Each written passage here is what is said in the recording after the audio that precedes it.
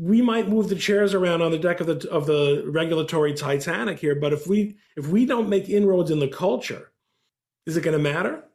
So this is kind of one of the longest running debates in the modern conservative movement, right? Is whether, culture is downstream of politics, whether politics is downstream of culture. Andrew Breitbart famously said that politics is downstream of culture.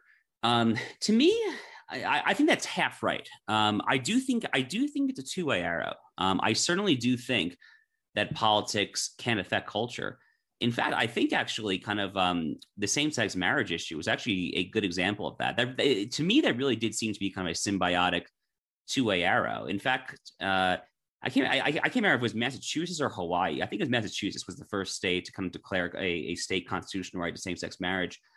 And at the time that happened, it was a bit of a fringe issue. But the polling really, really, really after that, I think if you go back and look at kind of the detailed year-over-year polling, really did start to kind of pick up and accentuate it or accelerate a little bit, I should say.